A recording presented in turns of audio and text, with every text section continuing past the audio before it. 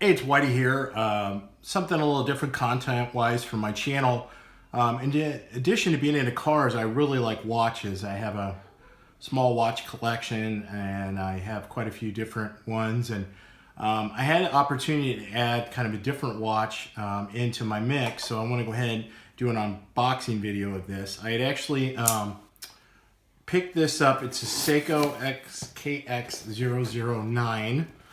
Which is obviously not the most high-end watch, but it seems to be pretty much a value watch. Everyone talks about it.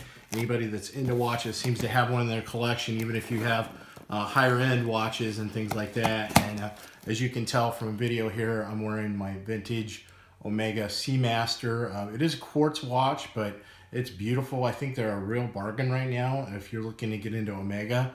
On the cheap end, and this one is a particularly beautiful example. One owner had the box and everything when I got it. Has nice creamy looking indices. It's aged very nicely. It just looks beautiful. The lume looks great. It actually still works a little bit too. For a 20-year-old watch, that's pretty amazing. So I had actually picked this up from Amazon. This was, I had some gift cards that I had gotten, and this seemed like a really good pickup. So in case you're wondering about the surface here, if you can see it, this is actually a live edge desk that my son and I made over Christmas break for him. We had picked this wood up at a flea market, and we did a multi-process, put some highlights in here of blue glow-in-the-dark resin, and then did a real nice like piano resin epoxy finish on it. So it came out real nice. So here's our Seiko. Go ahead and open it up. Typical Seiko box. And like I said, this isn't the highest end watch that there is out there, but it's a really nice one. It gets really good reviews. I'm excited to have something that I don't feel real conscious about wearing into pools or salt water, things like that. My nicer watches, I'm always worried. I know that they're built for that.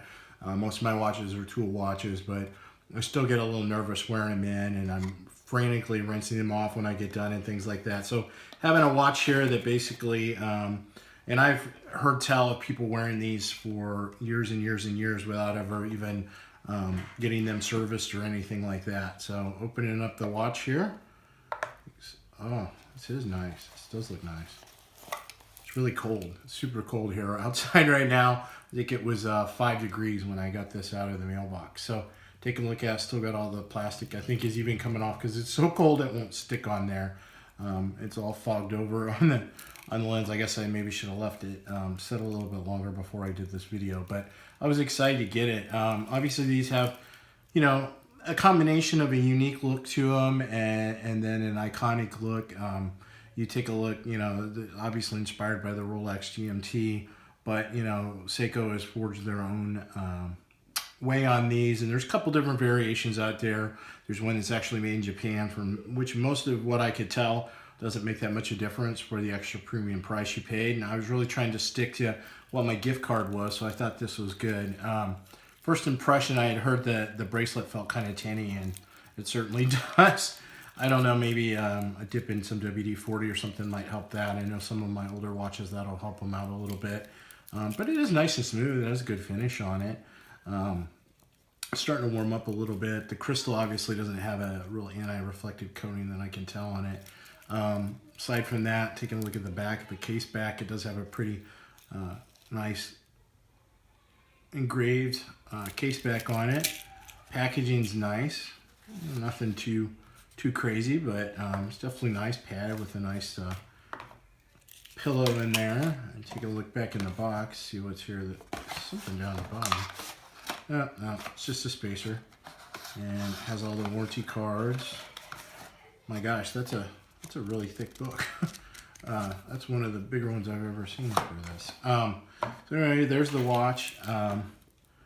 It's not going right now. Let's see. Let's give it a little whirl.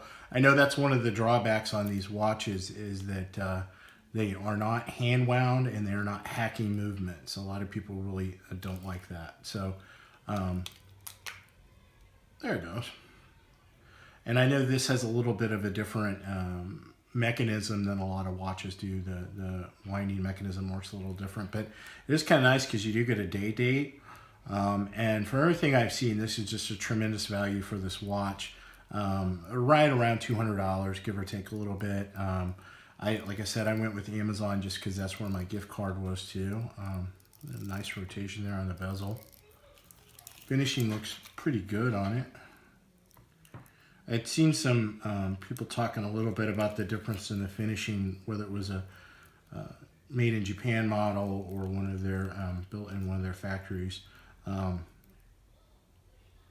pretty good to me, I have to say. The fit and finish on this for a $200 watch is amazing. Especially you put this up against, like, say, an Invicta or something. Hopefully the much more reliable too. I'm excited to see what the luminescence looks like in it. Maybe I'll throw a lume shot at the end of this video, but overall I'm really liking how it looks. Nice pretty dial, good crisp printing. Very good. Well, there we go. It's out of the box. Want to check it out. I hope you enjoyed that. I hope you enjoyed our desk we were working on. Looks great, and I'm very excited about the watch.